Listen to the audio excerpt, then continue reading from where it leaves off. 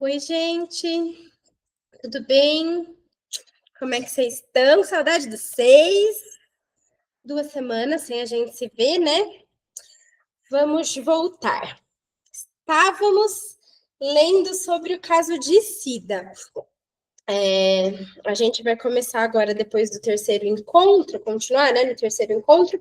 Mas como a gente deu essa pausa, achei que seria legal a gente tentar dar uma recapitulada rápida, assim, do que a gente viu até agora. Então, a gente está falando de Cida, uma enfermeira, 30 anos. Ela tem uma história difícil com os pais, né? Então, tem aí um abuso de poder. E me parece que ela sente falta de um vínculo saudável, né? Então, tanto a mãe quanto o pai têm ataques aí, microvotos de morte, como diz a Marião Minervo, né? Ataques aí felicidas que ela fala, né? Então, ela se sente perseguida e ninguém reconhece seu valor, ela arranja confusão em todos os contextos que ela está, sente que não reconhecem aí seus esforços para amar e ser amada, então ela se dedica, ela faz de tudo, mesmo assim ninguém tá bom, e no final de tudo ela sempre tenta ir pela via da justiça, né? De processou aí o primeiro, o segundo, o terceiro emprego, enfim, né? E aí, a Marion tenta começar a análise, né, a análise do caso, tentando pensar o quanto é importante construir esse lugar do terceiro. Ou seja, né, sair dessa posição mãe e pai que atacam ela o tempo todo para uma terceira posição, para uma posição mais acolhedora, né? Alguém que dê conta de ouvir como ela se sente na sua perspectiva, sem dizer que ela é chata, briguenta, ou enfim, como o pai diz, vagabunda e que não quer fazer nada e tudo mais, né? No segundo encontro, vem uma percepção diferente, que ao invés de vir só a paranoia, ela começou a se sentir um pouquinho culpada, né? De, ai, mas tô processando o hospital, o que vão pensar, e etc e tal. E no terceiro encontro vem a questão da falta e da transferência negativa, né? Quando a analista faz uma intervenção com ela, falando assim, você está tentando fazer o certo, ela pega esse tentando e vê muito como crítica, né? Então, o tentando significa não estar conseguindo. E aí, ela briga com todo mundo, obviamente, ela também ia brigar com a analista, né? Então, a Marion fala o quanto isso é comum, assim, na clínica com os pacientes paranoicos. E aí vem uma pergunta, né? Como fazer para a Cida achar que a analista não está contra ela, né? Ou o que a gente faz quando a gente chega nesse ponto da transferência negativa, né? Como é que a gente elabora a transferência negativa? Como é que a gente maneja? Faz um manejo disso, tá? Então, começamos por aqui, né? Então, estava mais ou menos nesse meio do caminho. A gente está na página 38, lá no finalzinho, tá? Então, daqui a gente segue. Voltando à transferência negativa. O fato é que, por enquanto, a analista se sente sem saída. Nada do que diz serve. Seu narcisismo está sofrendo. Provavelmente está irritada com a paciente que não aceita nenhum dos horários que oferece. Ótimo. Então, agora a analista está vivendo na pele o ataque que o eu da criança sofreu em seu vínculo precoce. No campo transferencial, ela está ocupando o lugar da criança que Cida foi, enquanto Cida está identificada com a figura parental que faz o bullying com a criança. É como se Cida falasse assim: agora eu vou fazer com você o que fizeram comigo, né? Cida foi uma criança sem saída. Cida continua sem saída. Como estamos vendo, a única saída que encontra é reivindicar a presença do terceiro que barre os ataques felicidas da entidade. Como dizer algo que ajude a elaborar essa transferência negativa? Um exemplo, num tom triste que indica sua dor narcísica, ela diz, a analista, né? Puxa, hoje não tô acertando uma. A ideia é fazer o espelhamento da dor que a criança em si pode ter sentido, mas que permaneceu muda porque não foi reconhecida nem por ela, nem por ninguém. Os tais gritos interrompidos de que fala Ogden. Aqui ela está falando algo como a gente dá voz que falta à paciente, né? A gente responder pelo paciente. Isso é diferente de dizer ao paciente aquilo que ele deve fazer, mas dizer para o paciente o que ele disse ou o que ele teria desejo de dizer se ele não ficasse assim tão silenciado pelas suas dores e pelos seus traumas, né?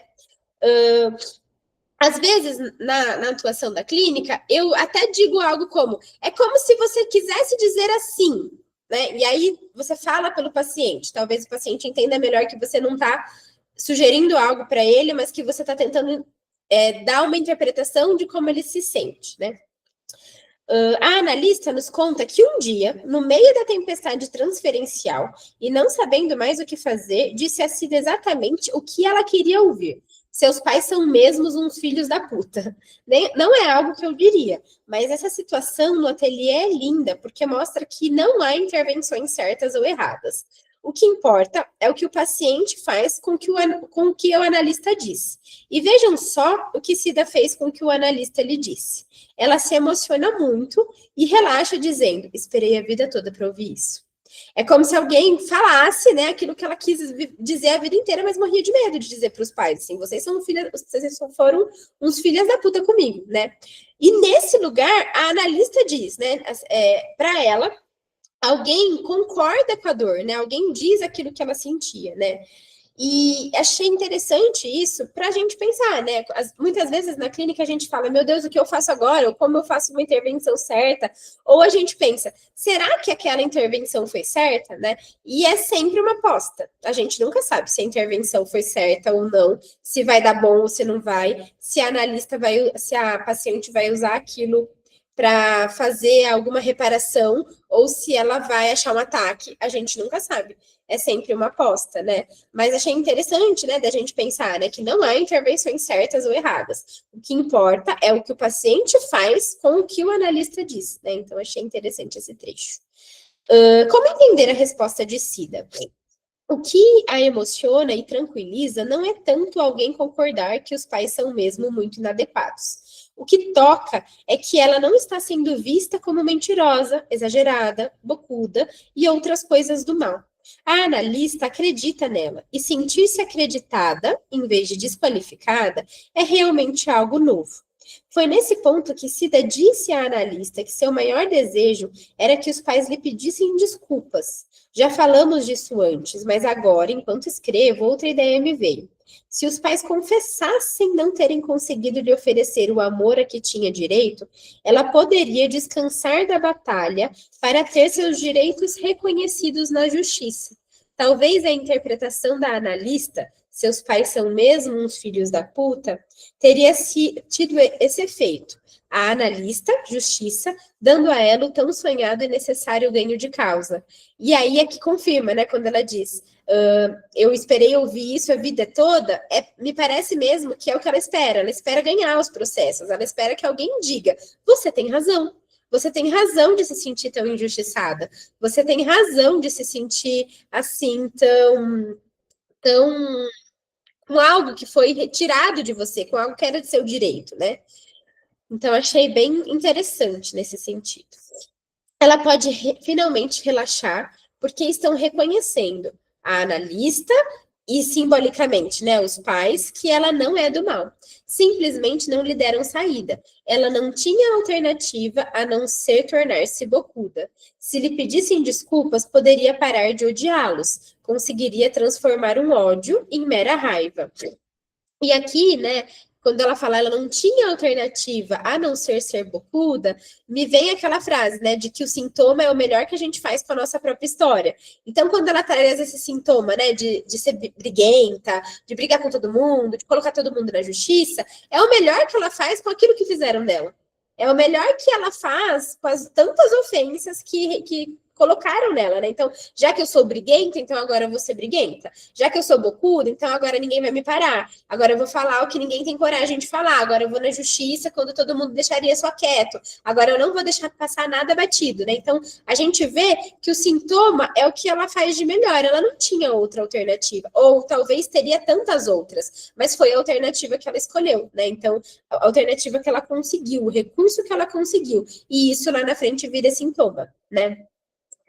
Mas vamos embora, né? Então, em algum momento, Cida retoma as sessões. O tema da angústia por estar processando o hospital continua. Mais uma historinha, mais um aspecto do traumático se atualizando na transferência com as figuras do cotidiano. Mais uma oportunidade de simbolização do traumático precoce. Aí Cida diz, estou com vergonha de sair de casa porque sabem que eu estou processando o hospital e me olham como se eu fosse um monstro. Quando cheguei lá, uma colega com quem me dou muito bem disse uma coisa que me irritou muito. Achei que você ia pedir demissão. Ela disse em tom de brincadeira, mas fiquei furiosa. O que será que Cida escutou para ficar tão furiosa? Ou a amiga representa o objeto que não se dá conta de que Cida adoraria pedir demissão, mas não tem essa opção porque depende do salário. Então é como a criança que gostaria de dizer aos pais: vou embora daqui, mas não pode porque, apesar de tudo, depende deles. A amiga não se dá conta da falta de autonomia e de como é humilhante ter que ir trabalhar nessas condições. E, portanto, então, se for essa opção, a amiga não entende a sua dor, né? Por isso que ela pode ter ficado furiosa.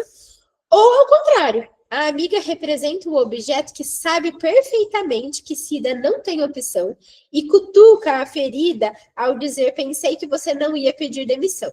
Se for isso, o objeto tripudia sobre a dor da criança de maneira sádica ou perversa.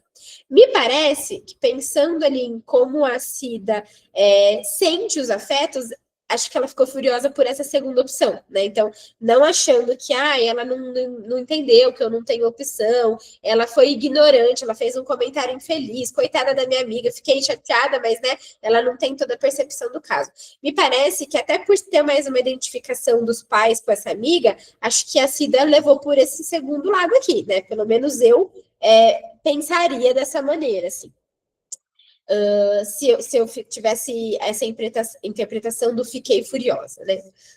E aí eles propõem, né? Então, exercícios de intervenção. A ideia é tentar conversar simultaneamente com o adulto e com a criança no adulto. Então, a gente poderia dizer assim para a Cida: será que tua amiga não sabe que você precisa do salário e não tem opção? Ou será que ela não sabe que você precisa do salário e está pondo sal na tua ferida? Ou será que tua amiga não sabe que você não queria processar o hospital, mas como não atenderam o seu pedido, você não tinha alternativa? E aí, respondendo a pergunta, então Cida não responde nada, mas traz novamente a historinha de como está fazendo um plantão perfeito, de como ela tenta se esforçar, etc. Tá, né? Tentando dizer assim: eu estou processando, mas eu trabalho tão bem, né? E aí a Marião pergunta: com quem ela pensa que está falando? Para quem ela está dizendo isso? Como escutar esse material. E aí, algumas elaborações a partir disso, né? Será que é uma forma de agredir a chefe? Ela vai ter que reconhecer que sou a melhor enfermeira do setor, né? Então, apesar de eu estar processando o hospital, eu vou fazer de tudo para fazer um trabalho imperfeito, porque ela vai ter que me engolir, e aí ela não vai poder dizer nada tecnicamente que eu estou errando, né? Então, assim, é uma forma de agredir, meio que de se vingar, assim, da chefe, né? Ou é uma forma de pedir desculpas. Estou processando, mas não é porque eu não gosto de vocês, e sim porque vocês não me deram a alternativa. Espero que vocês me entendam e se desculpem por isso, né? Então, assim, eu tive que fazer isso, eu não tinha outra escolha, não tinha outra alternativa, mas apesar disso, eu gosto do hospital, eu gosto de vocês, me desculpe por isso, né? Será que é uma forma, então, dela pedir essas desculpas?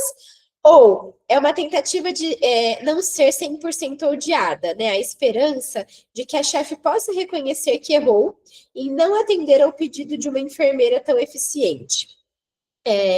Talvez tentando uma reparação, né? Tipo, me elogie, fala que eu sou boa, fala que apesar de eu ter processado o hospital, você gosta do meu trabalho.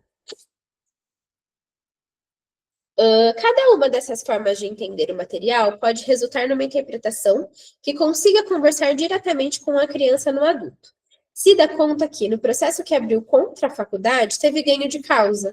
A faculdade, entidade, foi obrigada a tolerar sua presença, mas era horrível saber que todos, professores e alunos, a odiavam. Não quis tirar foto de formatura. É como se eu não tivesse esse direito, ela disse. Tudo o que Cida queria era merecer o amor do objeto. Mas, em vez disso, ela se vê na situação odiosa da criança briguenta que ninguém quer por perto. E aí a gente vê, né? Ganhar o processo me parece que não é uma saída para a reparação da dor. Porque quando ela fala assim, tá, eu ganhei o processo da formatura, mas mesmo assim ninguém gostava de mim.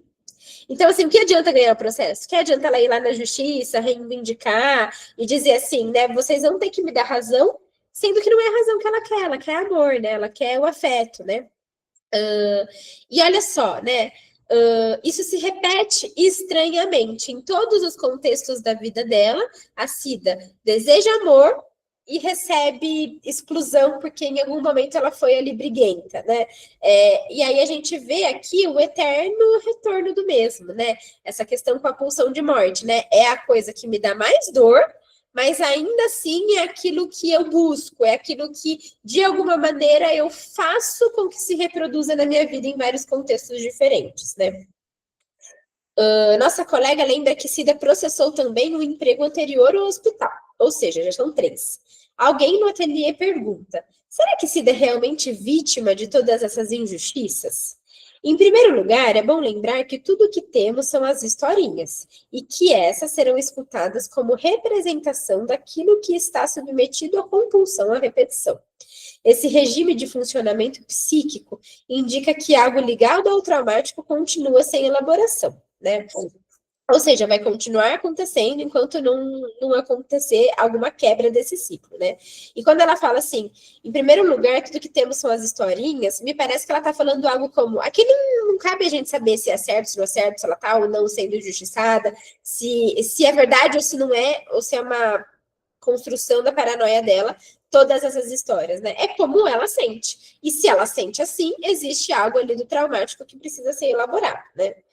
Nesse sentido, se Cida se sente perseguida em todo lugar, é por conta do retorno alucinatório do traumático. A realidade é percebida corretamente. A violação de um direito existe. Mas como ela está infiltrada pelos elementos alucinatórios, ela é vivida como perseguição pessoal intolerável. O hospital não me dá os plantões diurnos porque não vão com a minha cara. Se fosse outra pessoa fazer a mesma solicitação, ela seria atendida. E isso tem a ver, sim, com o passado. Quando o pai dizia que ela era uma vagabunda ou uma bocuda, a ofensa era pessoal, sem sombra de dúvida. Repetindo, o que é da ordem do alucinatório não é a violação de direito, e sim a atribuição de uma intenção hostil, especialmente dirigida à Cida. Mas, hoje, quando um direito de Cida é violado, não é para prejudicá-la pessoalmente, mas sim porque o mundo não é justo. O mais forte tenta engolir o mais fraco. O homem é o lobo do homem. Se me assaltam, por exemplo, há uma violação de direito. Mas se eu não sou paranoica, não levo o assalto para o lado pessoal. Mesmo se eu achar que me assaltam por eu ser mulher, um alvo supostamente mais fácil, não acho que visavam especialmente a mim, Maria Minerva. Qualquer mulher serviria. É assim o tempo todo. Acontece nas melhores famílias. E isso muda tudo. Viver não é fácil, mas se você não é paranoico, viver não chega a ser o pesadelo medonho que é para Cida. E aqui faz a gente pensar, né, como é muito difícil, assim, essa questão do paranoico, né, de ó vida, ó caos, ó céus, tudo acontece comigo, tudo é de propósito, né, então, sei lá, a pessoa não deu certo, tá batendo no meu carro, ele fez de propósito, foi para me atingir, ele fez por culpa, né, ele fez intencionado, então é isso, né, viver não é fácil. Mas se você é paranoico, viver é muito mais complicado, porque tem um peso muito maior, tem algo do direcionado a você que você acha que se repete em todas as situações, né? Então, talvez é isso que a Mariana está tentando fazer aqui com que a gente consiga perceber, né? O quanto é difícil a pele do paranoico, né? E aí a gente vai para o quarto encontro.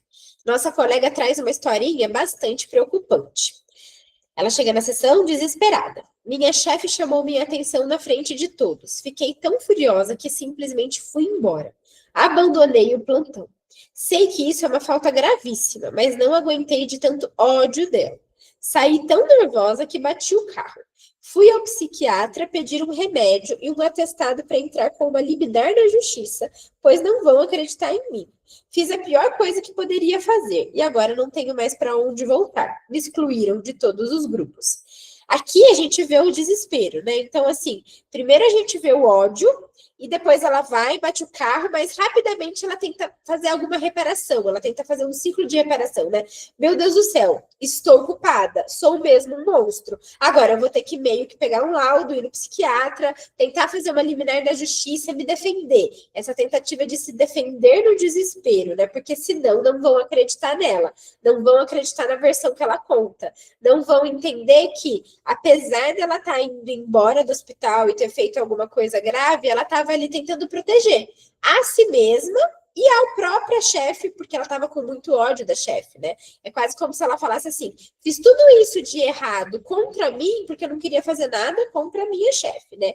Mas aí ela se sente muito desesperada, porque ela não tem mais para onde voltar, né? Excluíram ela de todos os grupos, e aí parece acontecer aquilo que ela mais temia: ninguém mais ama ela, né? Então, de fato, é a confirmação de que ela é muito chata e que ninguém ama ela, né? E aí a Marion pergunta: o que fazer diante desse material? No ateliê, alguém lembra que agora ela está na rua, como estava com os irmãos, então ela não tem mais para onde ir, de novo, né? Outra repetição. Outra pessoa sugere que Cida poderia ter uma espécie de atração pelo caos. Ela busca a repetição do vínculo caótico com o objeto primário, pois é o único que ela conhece. Nesse sentido, Cida reproduziria a expulsão de todos os lugares, numa repetição cega do vínculo já conhecido. Quem nunca, né? Quem nunca se vê repetindo, assim, cegamente um vínculo já conhecido? Pode até ser, né, Marion diz, mas cuidado. Se partíssemos desse entendimento, o que a gente poderia fazer? Dizer que ela tem que parar com isso? Obviamente não iria funcionar. Se ela pudesse, já teria parado. Prefiro ter em mente um pressuposto teórico que me sirva de instrumento de trabalho.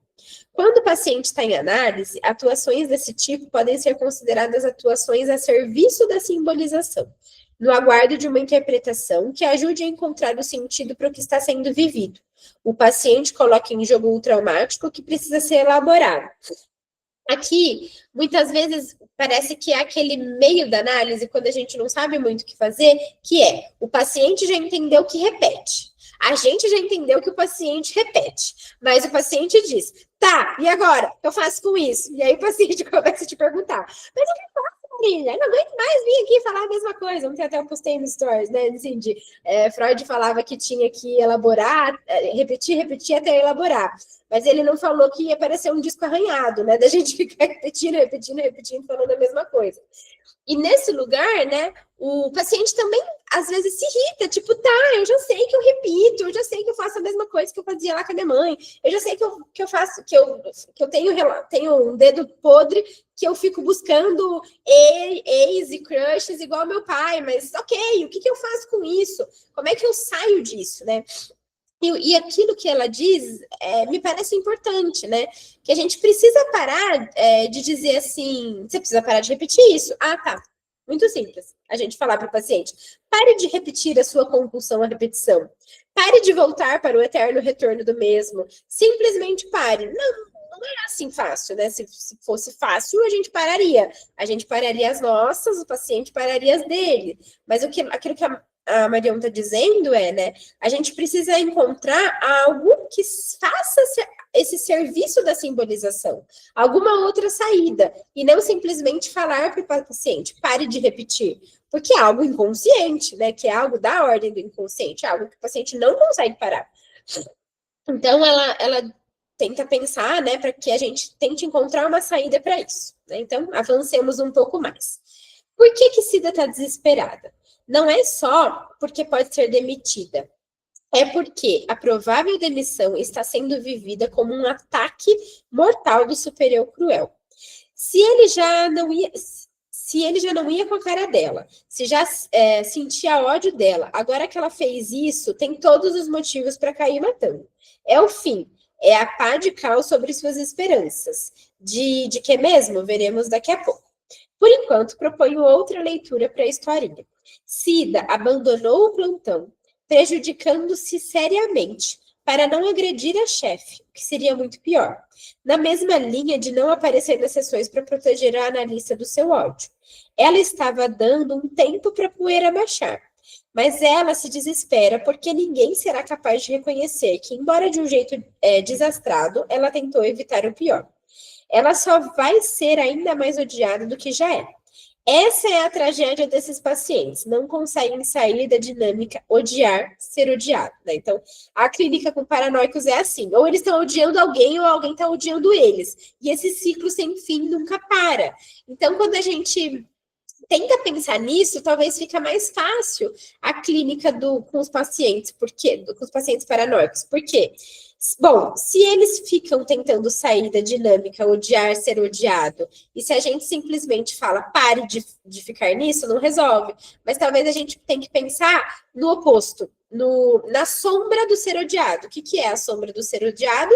É o se sentir amado. Então, não adianta só falar pare de odiar e ser odiado. Talvez a gente tenha que pensar para o paciente como é que ele faz para se sentir amado?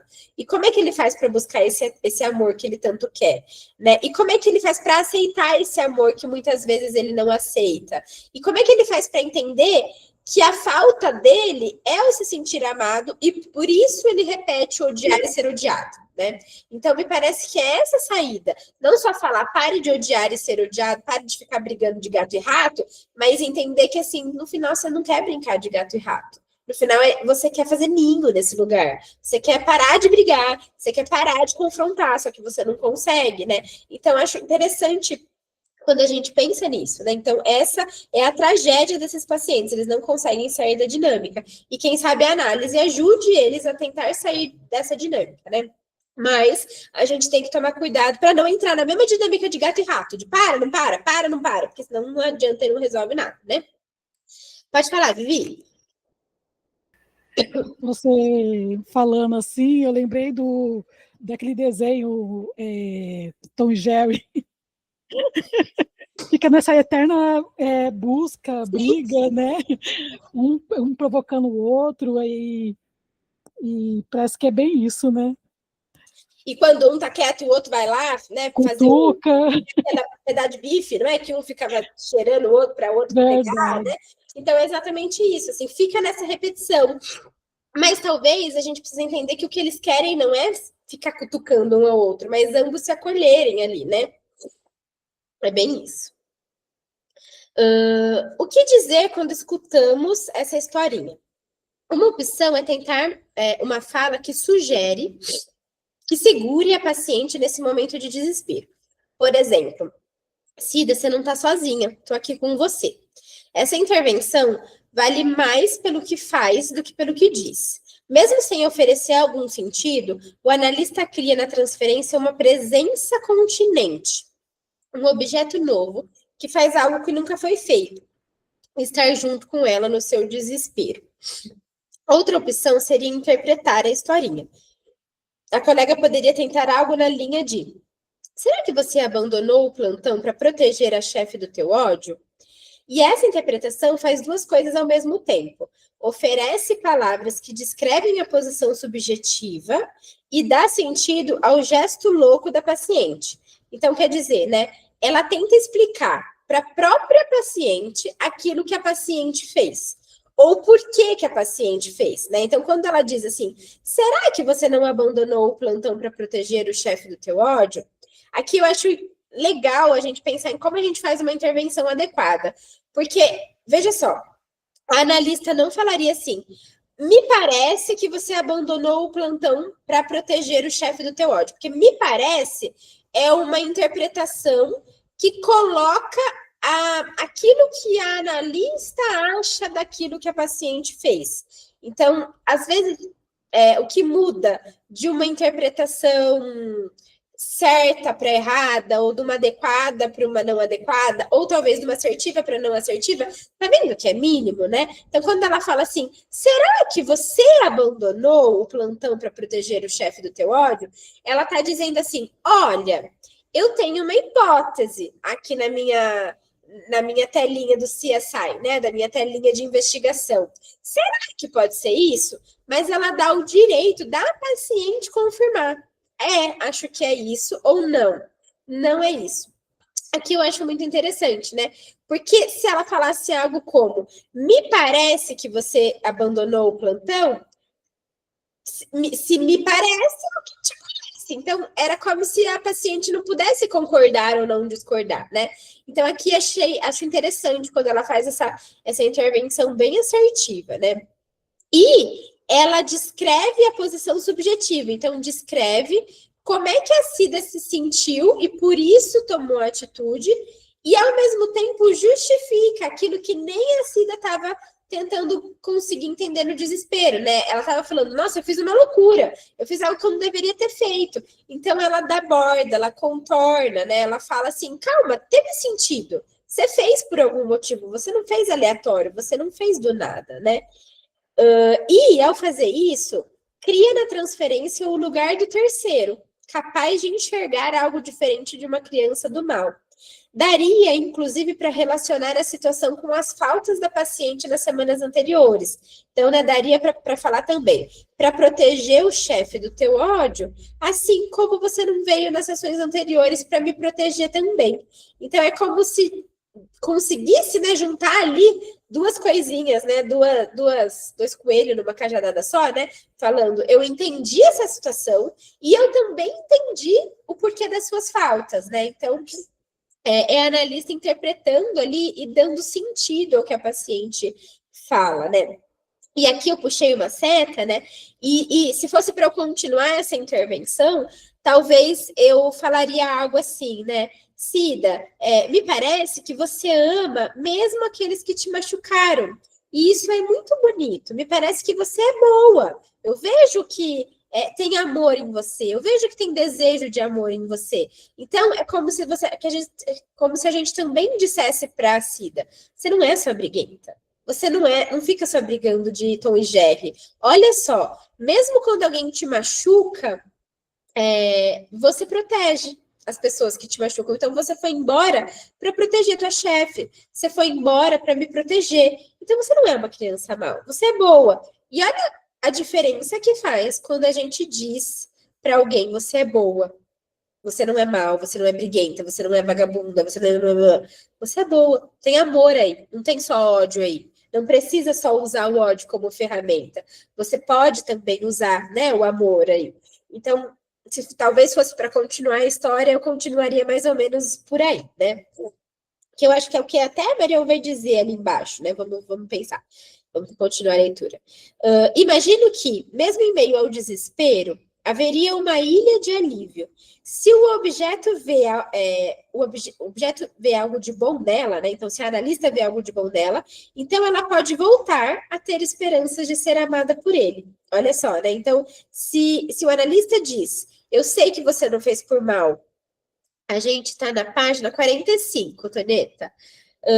Se o analista fala, eu sei que que você não fez por mal, é como se ele dissesse assim, eu vejo que não tem ódio só aí, né? É exatamente isso que a gente acabou de falar. No fundo, o desespero é sempre este. Desesperar é perder as esperanças de merecer o amor do meu objeto. Ele vai me odiar para sempre. É a pá de cal que mencionei antes, né? Achei interessante quando ela corta essas palavras, né? Que desesperar é parar de esperar. E quando a gente para de ter esperança, só o desespero que nos resta, né? Então, a esperança que ela tem é de ser amada. Então, quando ela entende que, putz, ferrou, agora eu não vou ser mais amada, é por isso que ela desespera. Então, ela para de esperar, né? Nessa mesma linha, a analista poderia dizer que percebe seu desespero por ter feito algo que torna ainda mais distante sua esperança de merecer o amor da chefe e dos colegas. Sim, porque paradoxalmente, a chefe e os colegas representam também o objeto amado. Caso contrário, ela não estaria tão desesperada pela certeza de ter perdido seu amor para sempre. Ela precisaria se dar conta de que isso é muito mais grave para a criança nela do que perder o emprego. Então, né, é como se a gente falasse assim para Cida. Cida, você percebe que você está desesperada, não porque você acha que vai ser demitida porque abandonou um plantão, mas talvez você esteja desesperada porque acha que ninguém vai mais chamar, porque acha que agora você vai estar sozinha, assim como você ficou sozinha na sua infância, porque você acha que agora você não é mais merecedora de amor, já que pensando de alguma forma você fez alguma coisa errada, você fugiu, você fez algo que você não entende como se fosse errado, né? Então é como se a gente trouxesse assim a dor atual dela, que é só fugir do plantão, para essa relação aí com o passado, né? E aí a Marion diz: estamos falando em desespero. É um desespero que precisa ser contido e transformado pelo analista. Já falei sobre o que seria essa capacidade de continência, que é matar no peito a angústia, né? Atenuar a sua intensidade. E como se atenua a angústia? Ligando a alguma representação que torne possível ao sujeito pensar em vez de desesperar. Na mesma linha, gosto da expressão de apaziguamento simbolizante. Para a gente tentar entender isso, acho que a gente pode pensar mesmo nesse lugar de continente, né? E aí a gente vai estudar geografia. Vamos tentar pensar em alguma coisa ali para geografia, né? Quando a gente ia estudar placas tectônicas, a gente via que tinha terremoto quando uma placa tectônica encosta na outra, né? E geralmente essas placas tectônicas elas encostam uma na outra e nos lugares assim, perto da costa, nos mares, etc. e tal. No meio do continente, no meio do território, geralmente não tem esse encontro com as placas. Em alguns países tem, né? Por exemplo, China, Japão, etc. e tal. Mas se a gente for lembrar, por que no Brasil não tem terremoto, não tem vulcão? É porque o Brasil está num lugar que não tem encontro de placas tectônicas. Então, por isso que a gente não tem essas grandes catástrofes, né? Então, quando a gente pensa nessa função de continente, que o analista precisa ser continente, é quase como assim, quando tudo está no terremoto, quando tudo está meio caótico, o analista precisa ser o solo firme, o continente, algo que não balança, que não está vulnerável a isso, né? Então, é como se ela falasse disso, assim. Então, quando tem muito desespero, quando o paciente chega muito desesperado, a gente precisa se ancorar, né? Ser solo firme e falar, não, eu não vou balançar. Você está balançado, a gente vai te estruturar, mas eu vou ser continente, né? Talvez é isso que ela fala sobre essa capacidade de continência, né? De matar no peito, falar tudo pode dar a sua angústia toda, pode trazer seu desespero todo, mas que aqui a gente vai ficar no solo firme. Né? Então, achei bem interessante essa expressão, né? Tanto da continência, quanto naquilo que ela diz, né? Do apaziguamento simbolizante. Então, a gente apazigua, a gente fala menos, mas não nesse lugar de menos, tipo assim, você tá exagerando, isso é bobagem. Não, é tipo, eu sou solo firme, você pode desmanchar aí, você pode desmoronar, porque eu tô aqui firme. Então, você pode aí ter a sua crise, que eu vou ficar firme, e aí eu estando firme, depois você vai se regular. A gente vai se regular junto, né? Marion, continua. É a função simbolizante do analista que, ao fazer justamente o que o objeto primário não conseguiu fazer, apazigua o desespero da paciente. Sentindo-se menos sozinha, mais acompanhada, ela já foi resgatada do estado de agonia. Finalizamos esse quarto encontro constatando que, afinal, não é o amor que cura. O paciente precisa de palavras. A psicanálise é um talking cure, uma cura pelas palavras, né? Achei bem interessante isso, de pensar que não é o amor que cura. Apesar de que eu acho que através das palavras a gente ama o paciente, né? Aqui eu discordo um pouquinho, né, que a gente não pode dizer para as palavras, para a paciente, essa transferência ou materna ou mais amorosa, no sentido assim de você é boa, você é amada, nananã, mas a gente pode, através das nossas palavras, dar essa possibilidade, né? Então a gente cura pelas palavras, que é como a gente vai tentar, através de ser palavra, de ser continente, dizer para o paciente, né? Assim, aqui você tem um tipo de amor.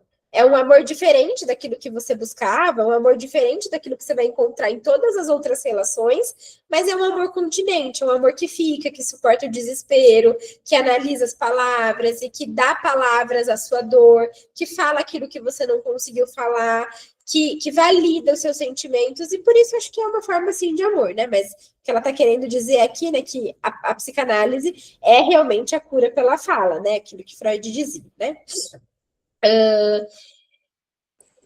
E acho que também é desse lugar, assim, de só amar não resolve, é preciso falar as palavras certas, né? E aí aqui ela vem, né? O que aprendi com este ateliê? Como já disse, tenho familiaridade com esses pacientes, pois foi a análise de um paciente com aspectos paranoicos importantes, que foi a Márcia, que me serviu de base para escrever o texto sobre a constituição do supereu cruel. Inclusive, né, já falei, tem uma aula da Marion no YouTube sobre a constituição do eu cruel. Tem um artigo dela também bem interessante, que é bem legal, e ela fala sobre esse tema, né? Ela estuda muito, eu acho bem interessante, que é da gente pensar desses pacientes, assim, que dizem, né, que trazem esse super-eu cruel, essa questão rígida consigo mesmo, do eu não sou boa o suficiente, eu nunca vou ser amada, eu não mereço amor, eu sou muito crítica comigo, nada que eu faço tá bom, eu sou muito perfeccionista, eu fico buscando o perfeito, então, né, a clínica com esses pacientes, a gente estudar essa constituição do super-eu cruel é bem legal.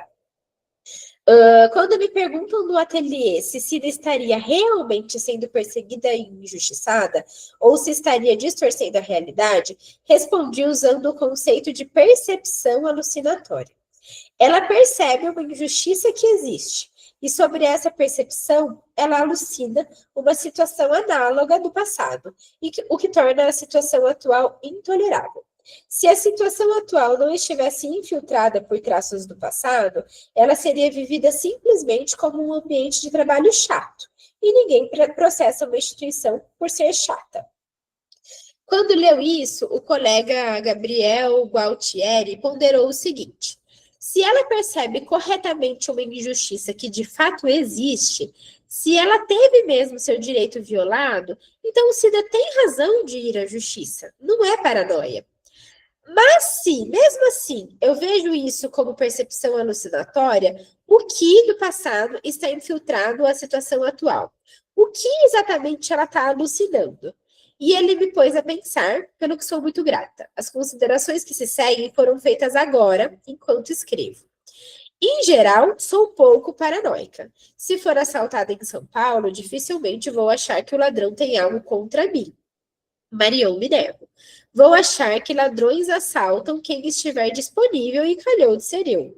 Ser assaltada é, de fato, a violação de um direito. É injusto, mas não é contra mim. Isso me ajudou a pensar que, no caso de Cida, o que está sendo alucinado não é a injustiça, e sim ela levar tudo para o lado pessoal. A faculdade não a aceitou e o hospital não lhe dá os plantões diurnos porque não vão com a sua cara. E isso sim tem a ver com algo do passado traumático que infiltra a situação presente. Quando o pai furioso lhe dizia, você é uma vagabunda, era contra ela, a Cida, a bocuda. Ela tinha toda a razão em levar para o lado pessoal. Então, né, é como ela falasse assim, então assim, a raiz, né, o culpado do caso de Cida não é a questão de que ela alucina na injustiça, é a que a alucinação dela é como se todo mundo fosse a ofendê-la, como se todo mundo achasse que ela faz algo de maneira pessoal, assim, né. Fiquei feliz por conseguir dar mais um passinho na compreensão do inferno paranoico e por refinar os instrumentos teóricos para melhor intervir na análise desses pacientes. E aí, acabamos o caso de Cida, né? Como a Marion diz, espero que a gente tenha conseguido, assim, compreender melhor um pouquinho do inferno que é viver, né, sob os sintomas da paranoia, e que isso talvez ajude a gente na clínica a entender melhor os pacientes paranoicos. E aí, com isso, queria abrir aqui para que a gente pudesse falar, trocar, se ajudou a contribuir, se vocês têm algum paciente paranoico que vivem nesse ciclo do eterno é comigo, é por minha causa, é contra mim, né? Se fez vocês pensarem em alguma coisa, queria abrir para a gente conversar nesses minutinhos, que acho que não faz sentido a gente começar o ateliê 2, acho que é melhor a gente começar na semana que vem, mas dá para a gente conversar um pouquinho sobre o que reverberou aí da Cida em vocês. A Vivi, vou começar lendo aqui o que a Vivi colocou no chat. Nesses casos, o analista entra como a terceira que barra a pulsão de morte, porque se o analista não entra nesse lugar que barra, ela continua nessa compulsão à repetição, né? É uma possível saída. Vivi, não só isso, mas talvez assim, se o analista não barra, e o próprio analista também é a compulsão à repetição. Você vê que quando a analista não barrou, quando na paranoia da, da Cida, a analista fez algo parecido com aquilo que ou a mãe ou o pai fez, a Cida já entrou nessa compulsão à repetição de você também tá contra mim, você também não gosta de mim, você também não me ama, eu também tenho que me defender de você, também é uma injustiça aqui a nossa relação. E aí que meio que quase desandou entrando aí na transferência negativa, né? Então, não é só necessário que o analista faça essa terceira posição, como se ele não fizer, vai me ligar. As chances de dar ruim são boas, assim, né? Então, talvez seja isso. Não sei se foi isso que eu entendi. Me fale, Vivi, pode falar. Foi isso mesmo. E, inclusive, eu fiquei pensando, né, que o supervisor, ele também entra como terceiro, né? Isso, uhum. Exatamente. É a terceira via, né? É, assim, é sair da posição paciente psicólogo ou paciente analista, né? Então, o terceiro vem como o supervisor vem como esse terceiro, né? De dizer assim: olha só como vocês estão nessa transferência, olha só o que está sendo repetido, né? Então, isso. sair dessa posição, sim. É isso mesmo, isso que eu pensei.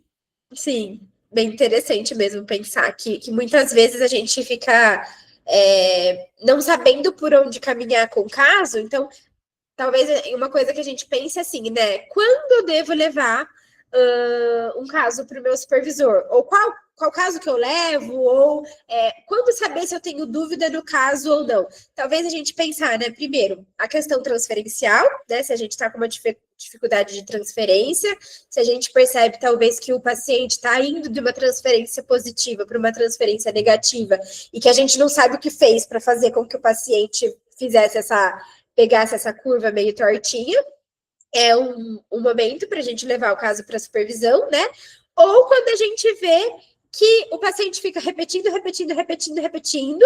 porque é um jeito dele elaborar, né? Então ele vai fazendo situações e situações na vida dele que ele repete, e a gente não está conseguindo muito bem achar uma saída, um terceiro ali, para ajudar esse paciente a ter recurso simbolizante para sair dessa repetição. Então, talvez seja a hora da gente dizer assim para o supervisor, né? Olha aí com seus olhos, né? Assim, me conta o que a gente precisa fazer para que eu possa direcionar o paciente, porque às vezes nem a gente está enxergando, nem tampouco o paciente, né? Então, nós dois, na dupla, estamos cegos. Então, o supervisor vem mesmo como um terceiro nessa relação. E é incrível, né? Porque quando às vezes a gente leva os casos para supervisão, a gente mesmo começa a falar, não sei se acontece com vocês, mas assim, comigo acontece muito. Eu começo a falar o caso, eu começo a contar, eu falo que eu estou associando livremente aqui o meu caso, e aí eu começo a falar, não tinha pensado nisso. Meu Deus, olha essa relação. Mas a gente fala, ai, é mágica. Nem precisava ter pago supervisão, né? É só eu botar um gravador ali e eu falar mesmo em voz alta do caso. Mas é assim, né? Assim, a gente começa a associar e a gente começa a ver mesmo o quanto a gente não estava vendo. Até por a gente se colocar nessa terceira via também, né? Então a gente começa a falar e parece que a gente começa a entender o caso. E aí a gente fala, no final da supervisão, ai, isso mesmo, ai, é verdade. Então acho que aquilo que eu pensei faz sentido. Mas até chegar lá, né? Até pensar, né? Mas é isso mesmo. Diga, Flá. E você falou isso da supervisão, mas a própria leitura que você estava fazendo, ontem eu atendi uma paciente que está comigo há pouco tempo, faz uns 4 meses. E aí, acho que é um trecho que eu até grifei aqui, que ela fala sobre essa é a tragédia desses pacientes, não conseguem sair da dinâmica odiar e ser odiado. E aí, sabe quando parece que uma chavinha vira, e aí na hora você estava falando, e aí você entrou em uma explicação, e eu falei, nossa, é isso, tem um funcionamento, tem algo de paranoico nisso que ela tem me trazido, e eu não estava encontrando nome ainda, eu até ia levar para supervisão na semana que vem, vou levar, e vou associar com isso, porque tem essa dinâmica também não é a situação em si, né? Não é, por exemplo, o assalto, que a Marion dá de exemplo, não é a faculdade, não é o hospital, é quando já deixa de ser ali, de fato, uma injustiça e passa a ser algo que sempre é levado para o pessoal. Sim, E um aí, funcionamento, né? e ontem ela me deu um fragmento que combinou com isso que você falou, é uma questão com a mãe, de forma resumida, é uma paciente filha única que recebeu os primos quando ela era bem pequena, 3 ali, 4 anos, para morarem na casa dela como filhos dos pais, porque eles perderam a mãe, enfim, e os pais pegaram a guarda. E ela não aceita isso até hoje. Hoje ela tem quase 30 anos e ela traz essa situação sempre com muita raiva de tudo, né? E aí ontem ela me trouxe algo associando ali livremente, ela me falou. Recentemente ela me falou, meus pais quiseram se separar, a minha mãe chegou a alugar um apartamento e ao invés dela me levar, ela quis levar o meu primo junto com ela, né? Então, até então não estava claro para mim essa relação dela com a mãe. No momento que ela coloca, né, bom, além dele ter entrado na minha vida meio que sem planejamento, agora ele é o preferido da minha mãe, Sim. né? Ela escolheu ele em detrimento a mim, né? E aí ficou muito claro para mim que existe uma dinâmica assim, que até então não tinha surgido. E você falando sobre isso encaixou. Eu falei, olha, fez muito sentido, combinou, né? Sim, sim. E é uma coisa que a gente vai desenvolvendo ao longo da clínica, entender, né, assim, o que é um funcionamento paranoico, o que é um funcionamento neurótico obsessivo, neurótico, né, uma neurose de histeria. Então, são funcionamentos que são fáceis, assim, quando a gente vê, por exemplo, sei lá, vamos ler o caso Dora, né? Tá bom, histeria, Dora histérica, então, mas é difícil, né? Assim, tá bom, um caso clássico é fácil, mas e um caso onde a pessoa fala mil coisas, você fala, o que ela tá falando? O que uma coisa tem a ver, né? Como é que junta, né, com CREA aqui? E até a gente ir entendendo, tá, então aqui tem uma dor, aqui tem essa dinâmica, então se tem essa dinâmica, a sombra dessa dinâmica é aquilo lá, né? Então, leva um tempo, assim, e leva um tempo de uma escuta que, né, é isso, assim, vai muito, muito além de você só sentar e ouvir. Enquanto você está sentando e ouvindo, você está ali trabalhando com as suas hipóteses, com as suas investigações, com as suas apostas, com o seu quadrinho ali do CSI, né, com o seu quadrinho de investigação ativa, assim. Eu brinco que se pudessem ver os bonequinhos que estão processando aqui na nossa cabeça, enquanto um paciente fala, né, que é isso, a gente consegue ter atenção flutuante, porque é quase como se a gente precisasse flutuar. Parte fica aqui escutando o que o paciente fala e parte fica tentando fazer, sei lá, equação de terceiro grau, assim, tentando ao mesmo tempo tentar juntar, né? E isso é um desafio, porque ao mesmo tempo a gente tem que fazer isso com cara de caneca, de que eu só estou te ouvindo atentamente, não estou aqui elaborando com os 1000 botões o que está passando, né? Mas é mesmo, assim, é um desafio mesmo. E como é bonito quando faz sentido, né? Quando a gente fala, agora eu entendi, assim, os meus pacientes reverberam aquilo que eu estudo na teoria, né? Então, quando a gente consegue juntar, é muito bonito, assim, porque geralmente leva um tempo. Às vezes a gente lê, mas não consegue entender do que a gente lê, o que vai ser produto para a gente entender aquilo que o paciente está trazendo. E quando a gente consegue fazer esses links, né, de, a paciente está, então, numa compulsão à repetição. Isso que ela está fazendo pulsão de morte. Isso então é o retorno alucinatório do traumático, né? Quando a gente consegue identificar, nossa, dá um alívio, né? Tipo, então tá, então não li nada disso à toa. Tudo isso que eu li, vivi, estudei, aprendi, não tá à toa, né? A gente está conseguindo ver na clínica. E acho que é bem isso, assim, do porquê que eu escolhi fazer essas leituras. E da gente tentar entender o que está nas entrelinhas, né? Não só nas entrelinhas do teórico, mas também nas entrelinhas da prática ali, do que o paciente está te falando, né? E a gente tentar juntar essas entrelinhas, né? A teoria com a prática. Acho que isso é muito rico, né? Vou ler ali o que a Adi falou. Estou aqui pensativa. A palavra cura e o amor não cura, as duas não têm relação com a cura, ambas não são importantes. Melhor dizer, ambas não são importantes. Eu diria que, assim, não sei se tem ambas. Acho que talvez amor é cura, cura é amor, sabe? Eu fiquei pensando muito nisso, né? Quando eu falei também que eu não concordo que o amor não cura, eu acho que é isso, porque quando a gente... esse amor transferencial, né, Adi? Assim, quando a gente está estabelecendo uma transferência positiva, não tem como a gente não dizer que isso, de alguma maneira, não é amor. Talvez, obviamente, não é o amor ali romântico, não é o amor sentimental. Aqui deu uma luz, grande luz branca aí, rolou alguma coisa? Não, é que sumiu a tela e apareceu de novo, tá tudo bem. Computador, não morra, estamos a 2 minutos de terminar. Por favor, fique aí vivendo em impacto. Mas acho que é isso mesmo, quando a gente faz, né? Quando a gente fala que a gente trabalha na relação, que a relação terapêutica é um outro tipo de relação que a gente não vê, né? Aí é isso, né? Porque a gente precisa ter essa base dessa transferência para que a cura possa ser permitida, assim, para que a gente possa alcançar a cura. Sem a transferência, sem essa base, que é um tipo de relação de amor, a gente não chega em nenhum lugar, né? Então, né, aqueles textos que a gente lê, né, que a condição básica para que um processo terapêutico aconteça é a condição da transferência positiva, a gente está pensando que a gente precisa, de uma certa medida, uma relação de amor para que a cura possa chegar. Então, é isso, assim, eu acho que as duas coisas curam, assim, eu também acho que uma coisa não anula a outra, e não sei se tem uma mais importante, assim, a gente até pode, vamos pensar, a gente pode usar aqui todas as nossas palavras, a gente pode interpretar, a gente pode intervir, a gente pode fazer um monte de coisa. Se a transferência não está positiva, se o paciente não se sente compreendido, em confiança nessa relação, você pode usar a palavra que quiser, não vai rolar. Não vai conectar, né? Não vai fazer com que aconteça. Então, acho que é isso, né? Eu acho que as duas coisas curam, mas talvez as duas coisas juntas, né? Assim, a união dessas duas coisas é o que faz o processo acontecer.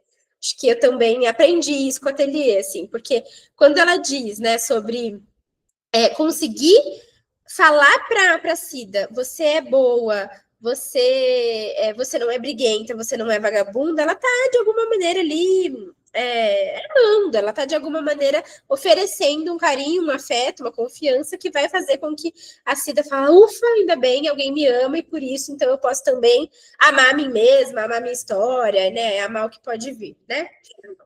Mas é isso, gente, super obrigada, adorei a Cida.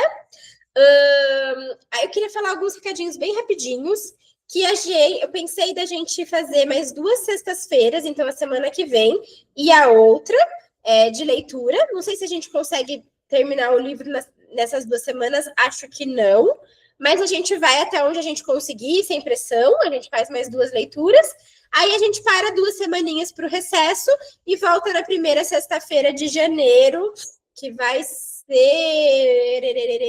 9, né? Acho que é isso. Isso. Então, a gente faz as leituras de 12 e 19 para 26 e 2 e retorna 9. Vai ficar um tempinho meio chato, um livrinho na gaveta meio chato, assim, por 2 semanas, mas acho que é para ajudar a gente ainda nesses descansinhos no recesso internacional de todas as psicólogas, né? Tá bom? Beijo, beijo, até semana que vem. Tchau, tchau.